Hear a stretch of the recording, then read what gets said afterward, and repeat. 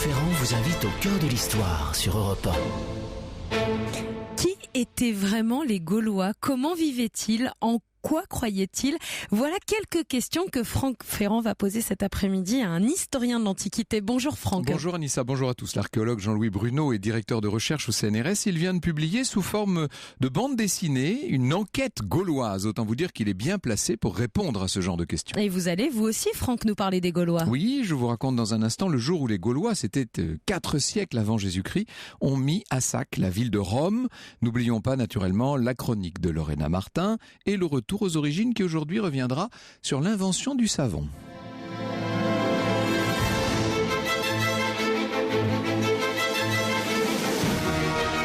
Au cœur de l'histoire sur Europe 1.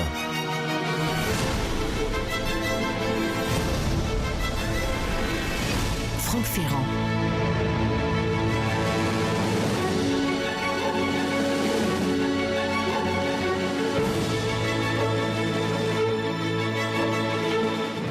Au IVe siècle avant notre ère, juste après l'apogée grecque, Rome est une cité prospère et déjà influente.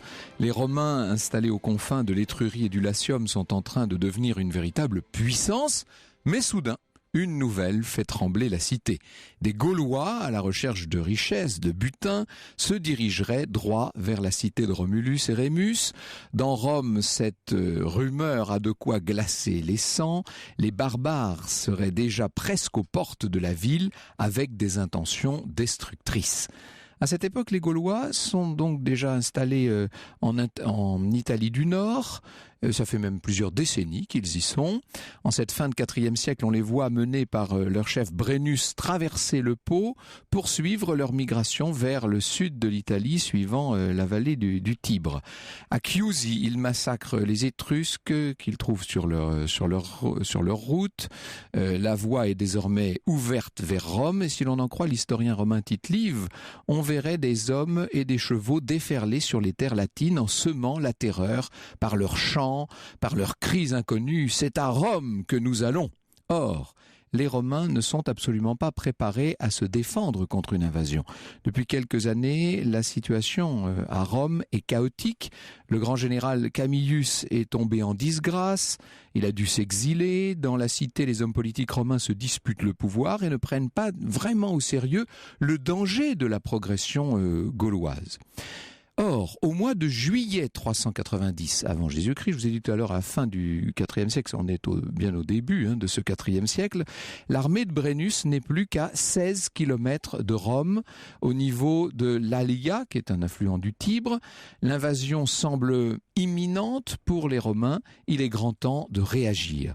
Dans une confusion générale, puisque, encore une fois, leur chef, Camillus, n'est pas là. Les Romains décident d'aller arrêter les Gaulois le plus haut possible sur l'Alia. Les hommes valides de la ville sont envoyés au combat, mais la plupart ne sont pas véritablement formés au maniement des armes. Ils ne sont pas de taille à s'opposer à ces hordes qui déferlent. Il n'y a ni plan de bataille, ni commandement cohérent, ni préparation militaire et, disons-le, assez vite, l'affrontement va tourner à la catastrophe pour les Romains. On voit les soldats de cette armée désordonnée pour ce qui est des cavaliers tombés de cheval, certains se noient, certains vont même fuir sans avoir combattu. Au lieu de retourner vers Rome qu'ils savent menacer, ils vont se réfugier ceux-là à Véies, une cité étrusque qui est là à quelques encablures. La déroute de son armée sur l'Alia laisse Rome sans défense, nous dit Umberto Roberto dans Rome face aux barbares. Et pourtant, si l'on en croit les sources grecques, les Gaulois ne profitent pas aussitôt de leur avantage. Le jour qui suit la bataille, on les voit couper les têtes des cadavres qu'ils arborent avec fierté, comme de macabres trophées. La fuite de l'ennemi suscite chez eux un tel étonnement que, craignant un piège, ils demeurent dans leur campement pendant 2 jours. Et c'est pendant cette courte trêve que les Romains essaient de s'organiser pour défendre la ville. On entrepose armes et vivres dans le Capitole, on renforce les fortifications, on met à l'abri tout ce qu'il y a de plus sacré, de plus précieux. Certains objets sont transportés vers la ville de Véies eux aussi. De nombreux Romains prennent la fuite pour échapper à la catastrophe et ceux qui restent vont donc se retrancher sur le Capitole, qui est la partie la plus facile à défendre de la ville. De la ville éternelle, devrais-je dire. Hormis les personnes retranchées dans le Capitole, il ne reste plus dans la cité romaine que certains trop âgés pour fuir, notamment des sénateurs. L'historien Tite-Live raconte que ces vieux sénateurs, devant la menace imminente, ont décidé de s'offrir en sacrifice pour la patrie. On les voit revêtir leurs vêtements les plus sacrés, leurs toges brodées d'or et de pourpre, réciter des prières, prendre place tranquillement, résignés devant leur demeure et attendre ainsi l'ennemi. Le chef gaulois Brennus envoie quelques-uns de ses hommes en éclaireur. Ces derniers l'informent que la ville est ouverte. Les Romains n'ont même pas fermé les portes de la ville. Il n'y a aucune trace de défenseurs. Et, disons-le, c'est avec une facilité qui va jusqu'à les déconcerter que les Gaulois vont entrer dans Rome par la porte colline. Ils ne rencontrent aucune résistance. Le silence qui règne dans la ville a l'air irréel. Les seuls habitants qu'ils découvrent, et encore une fois, c'est Tite-Live qui nous dit ça, bien entendu, nous suivons là une source. Les seuls habitants sont donc ces vieux sénateurs immobiles dans leurs toges scintillantes. Stupéfaits devant ces vieillards, les Gaulois se seraient arrêtés un instant dans leur élan. L'un des hommes de Brennus se serait approché d'un des sénateurs et, comme pour vérifier s'il ne s'agissait pas d'une statue ou d'une momie, il lui aurait tiré sur la barbe. Le vieil homme, à ce moment-là, réagit en le frappant d'un coup de bâton sur le crâne. Évidemment, le Gaulois dégaine et découpe le sénateur. C'est le signal du début du massacre.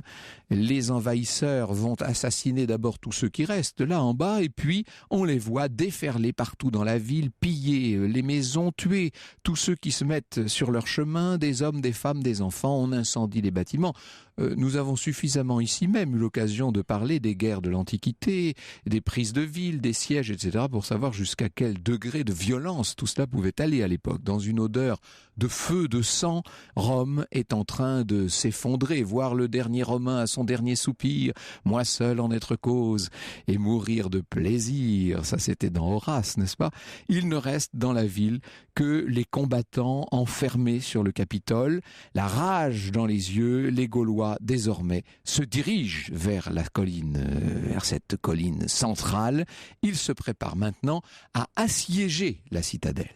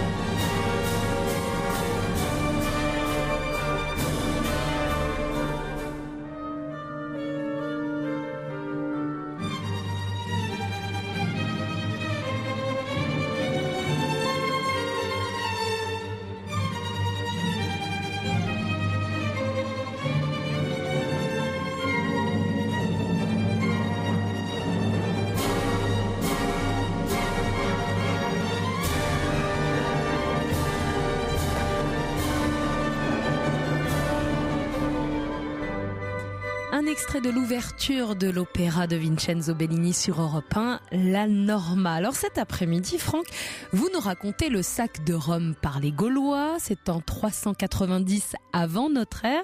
Mais bon, vous allez dire que je vous pose toujours la même question quand on remonte aussi loin dans l'histoire. Quelles sont les sources dont on dispose pour revenir sur de tels événements ? Mais vous avez raison de la soulever et de la soulever à nouveau, cette question importante. Il est évident qu'on dispose de très peu de sources et qu'on ne peut avoir d'un événement comme celui-là qu'une vision, somme toute, imprécise.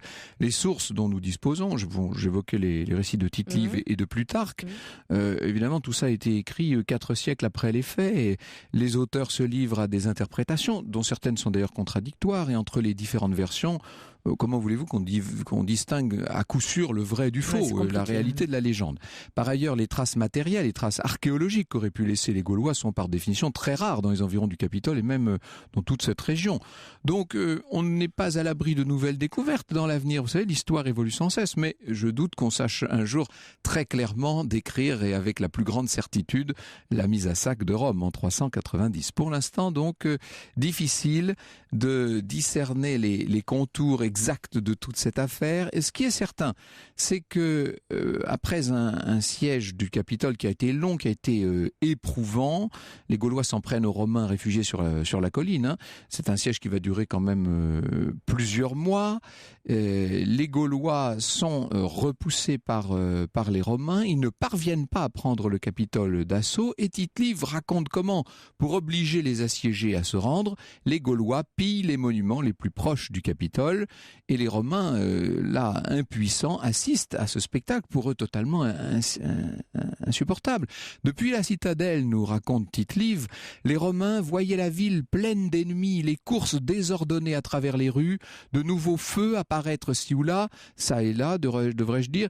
Ils en perdaient la raison, incapables de soutenir même la vue et le bruit de la scène, les cris des ennemis, couverts par les pleurs des femmes et des enfants, le sifflement des flammes, le fracas des maisons qui s'écroulaient, attiraient sans répit leur attention et, le cœur serré, ils contemplaient la scène sans pouvoir en détacher leurs pensées, leurs regards. Coupés de leur patrie, ils voyaient tout ce qu'ils aiment aux mains de l'ennemi, mais les Romains tiennent bon, ils résistent. Polybe nous dit que le siège a duré pas moins de 7 mois pendant lesquels la famine règne dans les deux camps. Aucun des camps ne parvient donc, vous l'aurez compris, à prendre définitivement l'avantage. Gaulois comme Romains sont exténués, sont affamés. Du côté gaulois, une épidémie s'est répandue dans le camp et a commencé de faire des ravages. Les hommes de Brennus n'ont plus que la peau et les os. Brennus veut en finir, il tente une attaque surprise. C'est un épisode resté célèbre sous le nom de... Vous savez qu'on parle toujours des oies du Capitole, bien qu'on ne soit pas certain de l'authenticité de cette histoire. Je vous la raconte quand même, évidemment. Dans le silence de la nuit, Brennus ordonne à ses soldats les plus aguerris d'escalader les pentes de la forteresse. Personne, pas même les chiens, ne les entend tant ils sont agiles, expérimentés. Ils sont sur le point de pénétrer dans la citadelle, quand les oies que l'on nourrit dans l'enceinte sacrée du temple de Junon, les oies prises d'effroi se mettent à jaboter en chœur. L'alarme est donnée, les Romains prennent les armes, engagent une défense acharnée. L'un d'eux, Marcus Manlius, debout sur le rempart, aurait tranché d'une main le bras d'un Gaulois sur le point de le frapper tout en jetant son bouclier sur le visage d'un autre assaillant, le précipitant dans l'abîme. La violence de ce massacre dissuade les Gaulois de poursuivre le siège. Alors, l'histoire a-t-elle été inventée après coup pour redorer l'image d'une armée romaine dont le moins qu'on puisse dire est qu'elle avait subi dans cette affaire pas mal d'humiliations? Peut-être.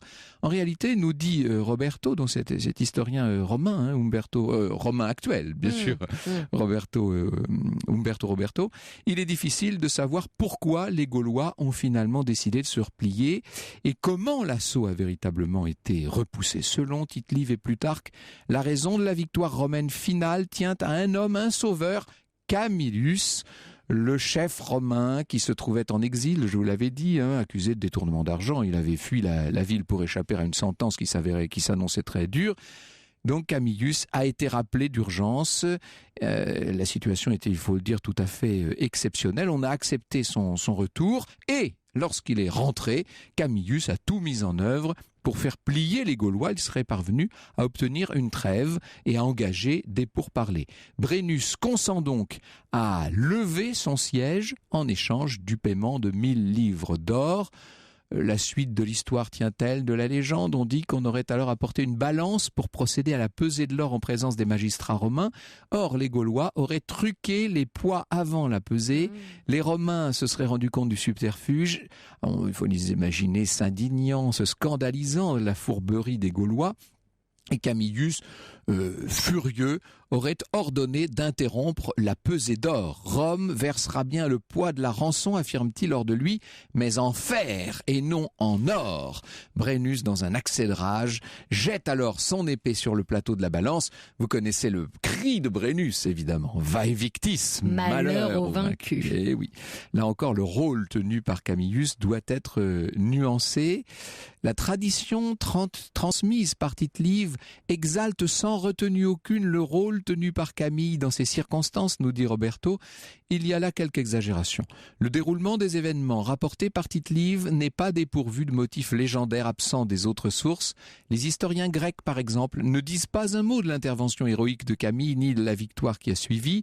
Dans leur version des événements, l'issue du sac de Rome est bien moins glorieuse. J'ai bien peur que les historiens grecs aient raison dans cette affaire. Certaines sources affirment même que le Capitole aurait bel et bien été pris par les Gaulois et que les défenseurs romains auraient été vendus comme esclaves, version autrement sombre, vous l'avouerez. En général, on s'accorde sur l'idée que les Romains ont fini par capituler, par verser aux Gaulois cette énorme rançon.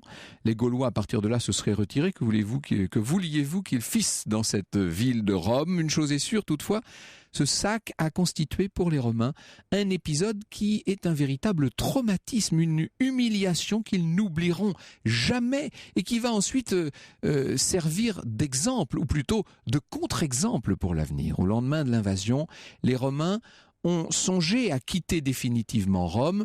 Finalement, c'est le contraire qu'ils feront. Non seulement ils s'installent définitivement, mais cette Rome, ils vont la mettre longtemps, pour très longtemps, hors d'atteinte. Cet après-midi sur Europe 1, Franck Ferrand vous emmène au cœur de l'histoire des Gaulois et vous raconte le jour où Rome a failli tomber aux mains des Gaulois. Vous pouvez bien sûr réagir à cette émission. N'hésitez pas à poser toutes vos questions à Franck Ferrand et son invité jusqu'à 15h.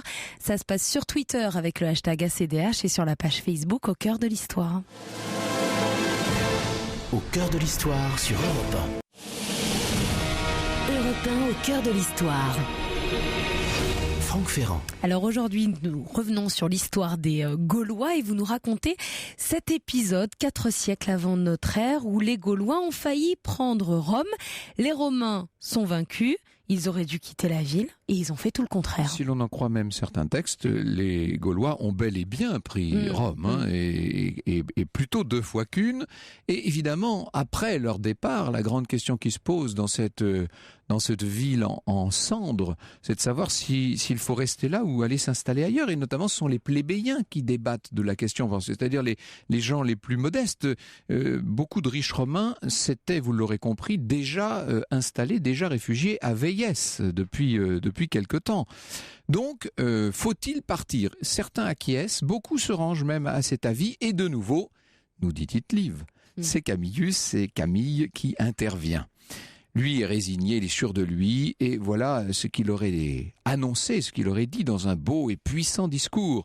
Ce n'est pas sans motif que les dieux et les hommes ont choisi cet emplacement pour y fonder Rome. Des collines très saines, un fleuve commode par où descendent les produits de l'intérieur du pays et accessible au trafic maritime, la mer assez proche pour notre commodité sans que sa proximité excessive nous expose aux attaques des flottes étrangères. Enfin, au centre de l'Italie, une situation unique, bien faite pour l'accroissement de la ville. Et il conclut, Camillus, restons ici. Et finalement, Rome restera bien dans Rome. On n'a plus qu'à entamer la reconstruction. De fait, en dépit des ruines et de l'humiliation subie, nous dit notre historien italien, Rome ne tarde pas à retrouver son rang parmi les centres les plus florissants de l'Italie centrale. Les Romains reprennent rapidement leur guerre victorieuse contre leurs voisins. Cependant, toutes les blessures ne sont pas cicatrisées. La restauration des monuments ou le prompt rétablissement de la puissance économique et politique ne sont pas parvenus à effacer des esprits pour des siècles le souvenir d'une véritable tragédie. Metus Gallicus, la grande peur provoquée par les hordes de Gaulois toujours prêtes à fondre sur Rome et ses habitants, s'installe au plus profond de l'inconscient collectif, pouvant se manifester de nouveau à chaque menace. Bonjour Jean-Louis Bruno. Bonjour. Merci d'être avec nous cet après-midi. Ce n'est pas du tout un hasard si j'ai choisi l'épisode dramatique de cette mise à sac de Rome par les Gaulois pour introduire cette émission consacrée non pas aux Romains mais bel et bien aux Gaulois. C'était une façon de dire que dès le IVe siècle avant notre ère, les Gaulois étaient considérés comme une véritable puissance, une véritable menace et on peut l'imaginer dès lors une véritable civilisation. Tout à fait. Et donc, dans l'histoire que vous avez racontée, il y a tout un arrière-plan qui sort un petit peu de la légende racontée par Tite-Live et que vous avez très très bien résumé et illustré. C'est une concomitance de ce qui se passe dans le nord à Rome et de ce qui se passe dans le sud avec Denis, le tyran de Syracuse. Et on pense maintenant qu'en fait, il y avait alliance entre les Gaulois et Denis de Syracuse. Ils étaient pris en tenaille, en fait, ces pauvres et donc Romains. tout ça n'est pas un hasard du tout, vous avez raison. Les Gaulois sont dirigés par un chef, Brennus. Est-ce que ce sont les auteurs romains qui décident de ce chef ou est-ce que c'était véritablement bien lui Brennus, on pense que c'est un nom, c'est le nom du chef, c'est le mot qui désigne le chef, puisqu'on le retrouve également à Delphes. Donc c'est un petit peu curieux, un siècle plus tard, on retrouve aussi un Brennus. Donc depuis Michelet avait déjà pensé que Brennus était un Brenne, il l'appelait le Brenne. Un nom générique, en fait. Un nom générique, ça désignait le chef, effectivement. Alors ce chef, il est sans doute entouré de tout un conseil, on peut l'imaginer. Absolument. On ne sait pas, il est très difficile de faire le départ entre la réalité et la légende pour des faits qui sont décrits par les grands historiens romains quelques 3, 4, parfois 5 siècles après les faits, bien entendu. Il y a donc une part de tradition dans ce qui est raconté, sans doute. Il y a une part de légende. Ça, effectivement, Camille, on pense que Camille n'a pas existé, que c'est une pure figure de légende, mais la prise de Rome a bien existé, puisqu'elle était enregistrée par les Grecs, notamment par Aristote, par les philosophes, et Polybe, effectivement, en parle de façon tout à fait savante, comme un fait acquis. Ça, il n'y a pas de problème. Quels sont les peuples qui déferlent à l'époque sur Rome? Est-ce qu'on peut les appeler de façon générique par le terme de Gaulois? Oui, ce sont des peuples qui ont des noms, et ce qui est assez curieux, c'est que ce sont des noms, pour une part, qui sont des noms de peuples qui existent aussi en Gaule, c'est-à-dire dans la France actuelle, ce qui m'incite aussi à rappeler une chose importante. On parle d'invasion, mais ce mot d'invasion, c'est une invention romaine pour un peu décrire des mouvements qu'ils ne comprennent pas, mais en réalité, ce sont bien des colonies. Les Gaulois étaient en train de coloniser, donc ils ont colonisé le nord de l'Italie. C'est donc pas un simple raid? Ah non, pas du tout. Non, c'est une colonie, mais qui est un peu en partie instrumentalisée par Denis de Syracuse, qui fait venir des mercenaires, et donc il oriente un petit peu ces mouvements de colonie. Et la preuve, c'est que ces peuples, notamment les Cénomans, les Insubres, qui existent aussi en Gaule, les Sénons, notamment, qui existent dans le Sénonais français, à Sens, sont des parties de peuples gaulois qui sont partis en colonie exactement comme les Grecs le faisaient. Alors, on peut donc dire que ces gens-là, 4 siècles avant Jésus-Christ, sont déjà très puissants. Ah oui, ils sont très puissants et très organisés. Et ce ne sont pas des peuples séparés, enfin des peuplades, comme on a un peu tendance à croire. C'est ça, ce sont pas des tribus, disons. Voilà, non, ce sont déjà des cités, comme le mot qu'emploiera César plus tard, qui en fait une reprise du terme grec, ce sont des polices. Donc ce sont des petites cités comme les cités grecques. Alors nous allons nous poser ensemble un certain nombre de questions et voir à quoi ils ressemblaient, ces Gaulois. Sont-ils si différents des Romains auxquels ils viennent de s'attaquer? Quelles sont leurs racines culturelles, linguistiques, religieuses, bien entendu? Comment vivent-ils? Bref, les Gaulois dont nous parlerons sont évidemment d'abord et avant tout les Gaulois du 1er, du 2e siècle avant notre ère, ceux qui précèdent juste la conquête romaine, mais d'une façon plus générale, nous essaierons de voir quels sont leurs liens avec ce qu'on appelle d'une façon plus générale les civilisations celtiques. Grande question déjà, les Celtes et les Gaulois, hein, ça on peut dire que c'est... Alors ça c'est une question effectivement très compliquée, ça nous demanderait plusieurs heures pour examiner le problème que ça pose. Il faut savoir que cette notion de Celte est très tardive, enfin dans l'historiographie, c'est quelque chose qui n'apparaît qu'à la Renaissance, lorsque les savants, notamment Huguenot, qui sont partis en Allemagne, qui découvrent la linguistique, qui découvrent la langue allemande, qui découvrent l'histoire de ces langues, veulent absolument créer une notion commune pour les Gaulois et les Germains, puisqu'ils veulent déjà rassembler les deux peuples, et ils retrouvent dans les textes très anciens des Grecs cette notion de Celte. Oui. Mais avant, pendant 14 siècles, ça avait complètement disparu de l'univers des Français. Donc quand on parle de ces peuples, on parle soit de leur nom, vous parliez tout à l'heure des Sénons, etc., tous ces peuples, les Allobroges ou que sais-je, oui. Soit on parle d'une façon plus générique de Gaulois. Voilà. La notion de Celte est une notion plus culturelle, qui est né plus tard, nous dites-vous. Oui, alors les Celtes, il y a une notion qui est grecque, c'est les Grecs qui ont les premiers parlé des Celtes, oui. À partir de la création de Marseille, c'est-à-dire que les Phocéens qui s'installent à Marseille désignent tous ces gens qui sont derrière eux comme des Celtes, et mon hypothèse, c'est que ces indigènes qui sont sur la côte méditerranéenne sont des gens qui se désignent eux-mêmes comme Celtes. C'est une confédération de commerçants qui travaillent avec Marseille et les Grecs. Vous avez peut-être prononcé le mot qui va revenir le plus souvent dans cette émission, celui de commerçants. Voilà. Car vraiment, nous sommes en face de peuples, nous sommes en présence de peuples commerçants. Au cœur de l'histoire sur Europe 1. Europe 1. Au cœur de l'histoire. Franck Ferrand.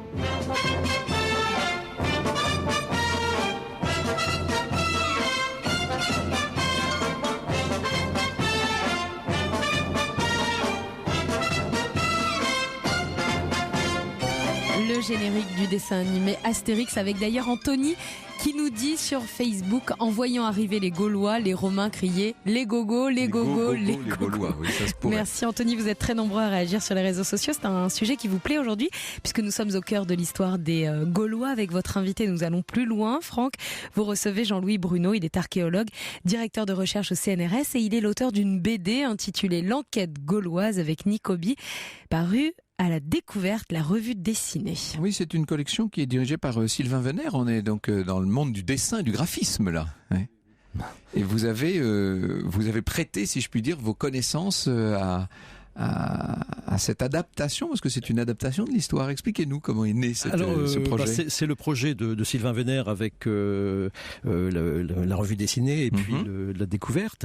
Et donc le projet, c'est de faire effectivement une nouvelle version de l'histoire de France, plus accessible pour tout le monde d'ailleurs, sous forme de bande dessinée, mais comme le fait régulièrement la revue dessinée, qui est une revue qui traite tous les sujets, notamment les sujets d'actualité, les sujets scientifiques, par le dessin. Et donc c'était un projet absolument extraordinaire qui m'a beaucoup plu et qui finalement donne des résultats extraordinaires puisqu'on peut aborder des sujets très compliqués de façon assez simple. Je ne sais pas si vous avez pu le constater. Oui, non, bien sûr, bien sûr. Et moi qui n'étais pas très porté sur les bandes dessinées, finalement j'ai pris grand plaisir. On vous voit même dans les dessins et vous êtes aux côtés de Brennus lorsqu'il hurle Vae Victis et vous dites ah bien dit. Voilà. Ça c'est le dessinateur.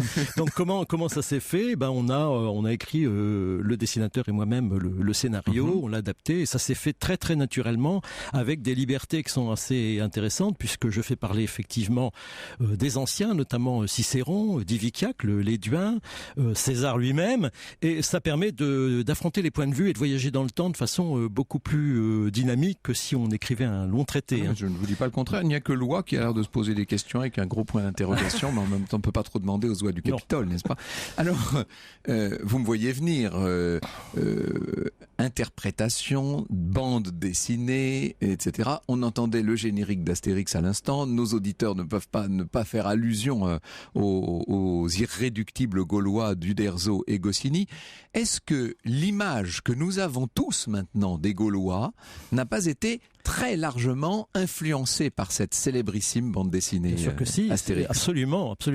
Mais je pense pas qu'il faille s'en plaindre, il ne faut pas le regretter parce que ça a permis une sorte de renaissance de la vision des Gaulois, du mythe gaulois, traité sur le ton de l'humour, quelque chose qui est très sympathique et très accessible pour tout le monde. Et moi qui jadis ai été instituteur, il y a eu une époque où pour parler des Gaulois, j'étais obligé de me servir d'Astérix en disant c'est les gens qui vivaient au temps d'Astérix. Je me rappelle une émission que nous avions faite ici avec Uderzo lui-même et avec Daniel Porte où nous essayions de voir ce qu'il y avait d'authentique et de moins authentique dans Astérix justement.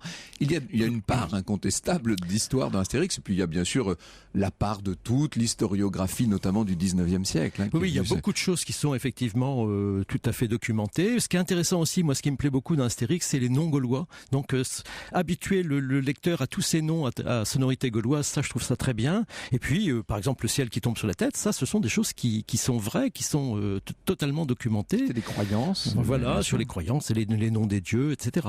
Alors justement, essayons de comprendre qui ils étaient ces Gaulois. On ne peut pas reprendre tout l'ouvrage, là, toute votre enquête gauloise. Résumons peut-être à quelques grands traits déjà. C'était une civilisation urbaine ou rurale ?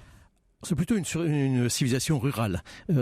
Qui sont les Gaulois pour résumer les choses très simplement, ce sont les habitants de la Gaule. En sachant que la Gaule, ce n'est pas la France, c'est beaucoup plus grand puisque ça va jusqu'au Rhin, ça va jusqu'à l'extrémité du plateau suisse. Et pendant peut-être 4 siècles, ça comprend également le nord de l'Italie. Donc c'est les habitants d'un territoire qui s'est constitué lentement. Et surtout, c'est une civilisation qui s'est constituée véritablement en osmose avec le monde grec grâce à Marseille. Et sans Marseille, il n'y aurait pas de Gaule. Ça, c'est très important de le dire. Ça, il n'y aurait pas de Gaule du tout. C'est-à-dire que ce sont les Phocéens, les Massaliotes, qui ont, suscité le commerce. Et c'est eux qui ont fait des Gaulois des commerçants.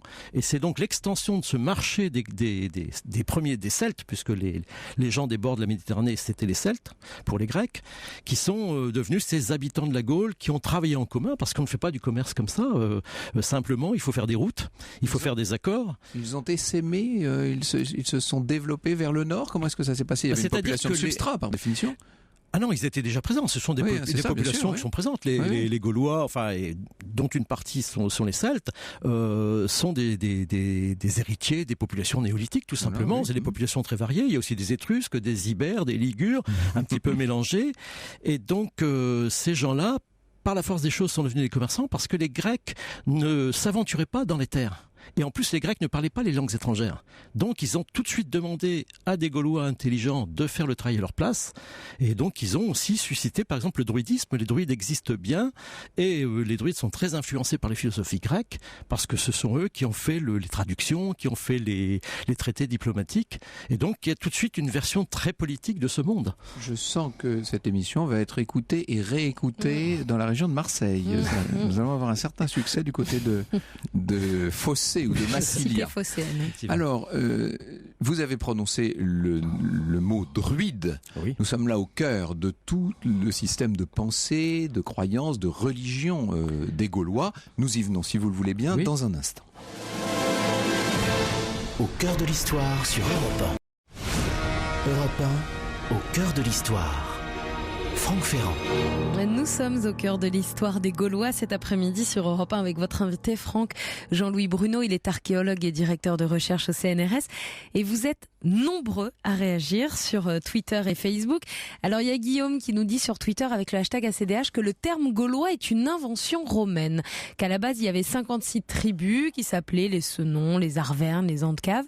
Et qu'en fait c'est les Romains qui les ont appelés les Gaulois. Est-ce qu'on peut dire tout à fait ça Non, on peut pas dire ça. Non. Les Gaulois, effectivement, avaient tendance à se présenter du nom de leur peuple. C'est-à-dire que même à l'époque gallo-romaine, ils continueront sur les stèles funéraires. De leur nom régional, ils diront « je suis, par exemple, Sénon » sur la tombe. Mais d'une manière générale, ils se désignaient comme des Galatas. Eux, c'était leur nom, c'est leur nom propre. Et c'est ce mot de Galata qui était déformé par les Romains en Gallie, probablement. C'est un jeu de mots un petit peu lourd de la part des Romains qui comparait les Gaulois au coq qui en latin se dit Gallus, tout simplement. On parle toujours des Gaulois et des Gauloises, bien entendu. Quelle est la place de la femme d'ailleurs? Alors la place de la femme est très très importante pour différentes raisons. Ça, c'est pareil, on pourra en parler très longuement. Tout simplement parce que dans les familles nobles, les familles aristocratiques, les familles qui avaient des propriétés foncières, les hommes, comme les chevaliers du Moyen-Âge, étaient toujours partis à la guerre. Donc ils ne pouvaient pas s'occuper de leur entreprise rurale en quelque sorte, et c'est donc les femmes qui devaient s'en occuper et qui progressivement, comme les femmes à la Première Guerre mondiale, etc., ont pris beaucoup d'importance dans l'économie domestique, ce qui leur a valu un statut particulier, c'est-à-dire qu'on a, grâce à César, le témoignage qu'il existait un contrat de mariage entre les époux, très intéressant, où l'homme devait apporter sa contre-dot à la dot de la femme, et il nous dit que les intérêts des deux capitaux étaient calculés et qu'à la mort de l'un des deux, le survivant récupérait la totalité. Et donc il en dépossédait les héritiers. Donc là c'est un droit qui vient en concurrence du futur droit romain qui s'imposera sur une grande partie du territoire. Tout à fait. Gaulois. Et donc on voit bien que le statut de la femme en Gaule était supérieur à celui de la femme à Rome et surtout en Grèce où la femme était vraiment dans le gynécée, toujours cloîtrée. C'est pas du tout le cas chez les femmes. Elles avaient aussi une activité politique un petit peu en retrait, mais une activité judiciaire aussi, très importante. Et donc c'est très intéressant, vous voyez, on a bien fait finalement de faire cette allusion. Nous devions parler des druides, c'est fondamental, cette religion, aussi tentée au sens très large du mot druidique. Vous me disiez pendant l'interruption que Winston Churchill, qui était notre personnage d'hier, le sujet de notre émission d'hier, a été druide, enfin néo-druide. Voilà, il était néo-druide, oui, c'est tout à fait marrant. Il y a des photos de lui en druide, c'est ça ? Absolument. Oui. Alors, effectivement, les druides sont très importants et donc ils ont diffusé tout un ensemble de croyances qui marquent la civilisation gauloise, mais il est quand même important de dire quelques mots de ces druides. Donc, ce sont pas des personnages, des sorciers, etc. Ce sont des sages, tout simplement, des savants qui ne sont pas. C'est pas un cas isolé. C'est-à-dire que dans toutes les grandes civilisations méditerranéennes, au 2e et début du 1er millénaire, apparaissent des grands savants comme ça. Et les druides sont d'abord connus par les Grecs, les philosophes grecs, qui font l'histoire de la philosophie à partir de l'époque d'Aristote et qui essaient de savoir quels sont les grands sages. Et tout de suite, ils disent, en Gaule, il y a les druides. Et pour les Grecs, les druides sont des sages, des savants. Mais vous dites méditerranéenne. Précisément, quand on pense aux Gaulois, on pense à une civilisation qui vient s'opposer en quelque sorte au monde méditerranéen. Pas du tout. C'est justement ce qu'on a évoqué tout à l'heure, c'est que la Gaule s'est constituée en osmose avec Marseille, avec le monde grec, par le biais de Marseille, et effectivement la Gaule peut être considérée comme une civilisation méditerranéenne, et on le voit très bien notamment au niveau de la religion. Les façons d'honorer les dieux sont tout à fait similaires à celles des Grecs et des Romains. Mais alors c'est une religion qui est très proche de la nature, si je puis dire. Est-ce qu'on peut parler d'une forme d'animisme d'une certaine manière ? Ah non. Ça l'a été peut-être au départ, mais justement les druides ont réformé tout ça, et des cultes qui étaient certainement des cultes animistes qui descendaient directement de la préhistoire, eux ont fait un culte d'État comme il existait à Rome, mais 3 siècles avant l'occupation romaine. Et donc on a des grands sanctuaires qui sont des sanctuaires d'État, et on a des sacrifices, des offrandes qui sont exactement du même type que celles qu'on voit en Grèce ou à Rome, c'est-à-dire ce sont des animaux domestiques et des offrandes d'armes, de choses précieuses. Et ces druides ont une dimension politique, ils interviennent dans le débat public, si je puis dire, et dans la prise de décision. Indirectement. Surtout, ils ont un très très grand rôle, c'est celui de s'occuper de la justice. Et là, c'est vraiment quelque chose d'extraordinaire, et c'est ça qui avait marqué les humanistes de la Renaissance quand ils ont découvert les textes antiques. Ils se sont rendus compte qu'à l'époque gauloise, la justice était indépendante du pouvoir royal, et donc ils ont écrit tout un tas de traités pour montrer que le roi de France était très en retard finalement. Et ces Gaulois étaient très développés, très avancés. Ils avaient inventé toutes sortes de choses. Leurs inventions, leur mode de vie, nous y venons dans un instant. Au cœur de l'histoire sur Europe 1. Europe 1, au cœur de l'histoire. Franck Ferrand. Et cet après-midi, Franck, vous vous posez cette question: qui étaient vraiment les Gaulois ? Cette question, vous la posez à votre invité depuis 14h, Jean-Louis Bruno. Il est archéologue et directeur de recherche au CNRS. Et l'archéologue Jean-Louis Bruno, avec le dessinateur Nick Oby, sont dans la collection Histoire dessinée de la France les auteurs de l'Enquête gauloise, coédité par la revue dessinée et la découverte, avec comme sous-titre de Massilia à Jules César. Les choses sont bien claires. Tout naît, nous dites-vous, de cette implantation grecque dans le sud de la France, et ça va jusqu'à la conquête romaine de Jules César, bien entendu. Tout à fait. Donc ça dure combien de temps, cette période qu'on pourrait définir clairement taxer de gauloise ? Un peu plus de 5 siècles. Depuis la fondation de Marseille jusqu'à la conquête romaine. Ils ressemblent à quoi physiquement, les Gaulois ? Comment sont-ils habillés, les hommes, les femmes ? L'habillement est très important. C'est justement l'une des grandes particularités de leur civilisation, c'est que ce sont des créateurs de mode. C'est-à-dire que les Gaulois ont inventé le pantalon, ça c'est connu, mais aussi toutes les formes de chemises. Les braies, comme on disait. Les braies, voilà, toutes les chemises et les jupes avec des manches. Et surtout le motif écossais. Le motif écossais, tout à fait. Et voilà, c'est les tissus qui sont absolument extraordinaires, qui sont parfaitement adaptés aux saisons et aux intempéries.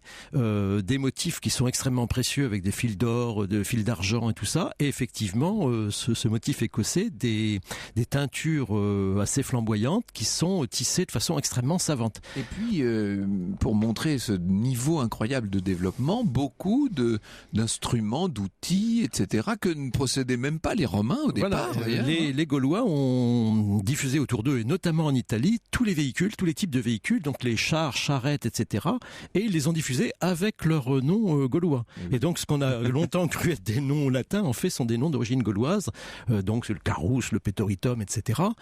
Mais aussi les armes. Les armes des légionnaires, pour la plupart, sont des armes qui viennent des Gaulois, ne serait-ce que la tortue aussi, le fait de se battre avec les boucliers de chaque côté, qui nous rappelle justement Astérix, c'est une invention gauloise. La boucle est bouclée, nous revenons à Brennus et à ses guerriers. Ce sont de grands guerriers quand même, ces Gaulois. Ah oui, tout à fait. Voilà, avec des particularités en fonction des tribus, des peuples. Oui, enfin, mais ça se voit plutôt à l'époque de César, puisque là, lui, il met l'accent sur cet aspect. Voilà, il emploie des gens en fonction de leur armement, etc. Mais sinon, ce sont surtout des grands cavaliers, donc ils ont un armement qui est parfaitement adapté à ce mode de combat. Et ce sont des mercenaires, c'est-à-dire qu'ils vont sur tous les bords de la Méditerranée jusqu'en Égypte, puisqu'ils ont laissé une inscription sur une pyramide en grec.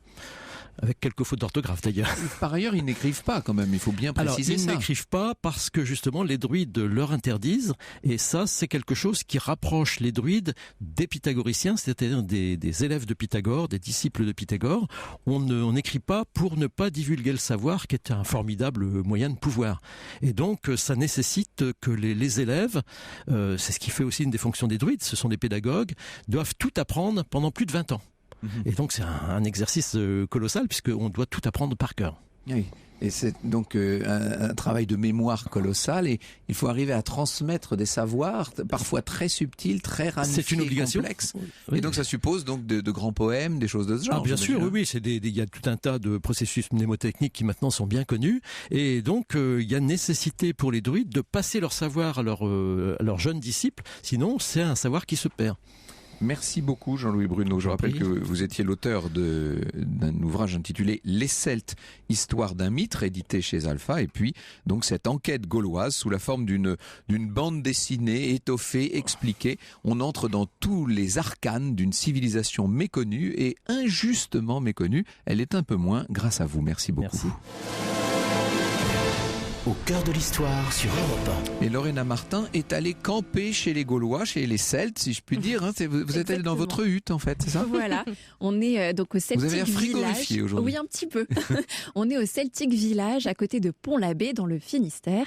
Et dans ce camping, il y a des chalets, des mobil-homes. Il y a surtout 2 huttes gauloises depuis 5 ans, puisque à terme, Franck Billien, le propriétaire, a le projet de construire un tout petit village gaulois avec 2 autres huttes et une hutte centrale où les gens pourront se réunir pour des banquets. Et c'est lui qui a eu l'idée. Où exactement ? C'est dans le Finistère, au sud-ouest de Quimper. C'est pas très loin de chez Astérix, finalement. Non, exactement. Et c'est lui qui a eu l'idée de se lancer dans la construction de ce type d'habitat. Il les a lui-même conçus en faisant référence aux maisons des Gaulois. Il a effectué des recherches pour comprendre comment il les construisait à l'époque.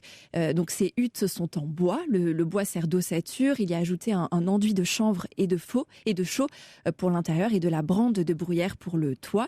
Et chaque hutte est une mesure à peu près 30 mètres carrés. On peut accueillir jusqu'à 6 personnes. Et c'est une pièce unique, ronde. Ça fait comme un dortoir, alors. Voilà, c'est un peu comme les yourtes des Moghols. Et en fait, il y a un coin cuisine, un coin séjour, un coin chambre. Il n'y a pas d'eau, mais de l'électricité. Et le mobilier aussi a été entièrement réalisé en bois. Et donc, on peut dire qu'il s'agit d'une plongée en culture gauloise. Oui. Et les huttes donnent même sur un petit étang où l'on peut pêcher. Donc c'est assez charmant. Et il y a aussi un autre domaine, toujours en Bretagne, proche de Dinan cette fois et de Saint-Malo. C'est un domaine en pleine nature. Il y a une hutte gauloise. Cette fois-ci, c'est une sorte de cabane en bois perchée à 6 mètres de hauteur sur des poteaux plantés dans le sol avec une vue imprenable sur toute cette belle nature. Ce sont 40 mètres carrés habitables. Le toit est de chaume. Il y a la fenêtre qui est en forme de triskel en hommage. Il faut expliquer ce que c'est que le triskel. Donc c'est en hommage bien sûr à la Bretagne, c'est un symbole celtique à 3 branches. Il y a plusieurs hypothèses concernant leurs interprétations. La plus courante serait que les 3 branches représentent l'eau, la terre et le feu, et d'autres aussi diraient que c'est plus le ciel, la terre et l'eau. Et donc cette cabane est en hauteur. Il y a aussi une terrasse de 20 mètres carrés équipée d'une douche et d'un jacuzzi privatif à 37 degrés en plein air. J'allais poser la question à l'instant, j'allais dire mais c'est un peu modernisé, c'est même carrément très modernisé. C'est beaucoup plus moderne que oui. Merci beaucoup Lorena Martin. Au cœur de l'histoire sur Europe 1. Europe 1, au cœur de l'histoire. Retour aux origines.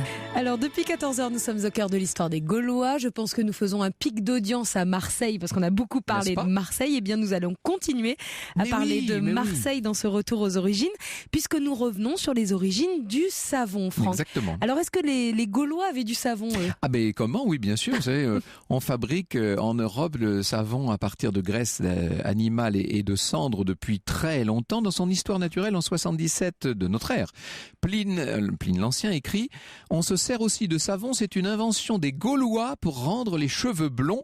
On le fait de suif et de cendre de hêtre. » Ce n'est qu'à partir du IIe siècle qu'il sera utilisé véritablement pour se laver. Dites-vous que des savons, il en existe, on en a repéré jusqu'au IIIe et même au début du IIIe millénaire en Mésopotamie, dans tout le Moyen-Orient en fait. Et parmi les savons les plus célèbres, il y a le fameux savon d'Alep. Savon d'Alep, bien sûr, qui a été rapporté par les croisés et qui va être développé en Europe à partir du XIIe siècle. Il y a des savonneries qu'on voit se créer un peu partout, en Italie, en Espagne, en France. Le problème du savon, c'est que ça va avec l'eau et que vous savez qu'on va passer très vite à la toilette sèche pour des raisons d'épidémie, de santé, etc.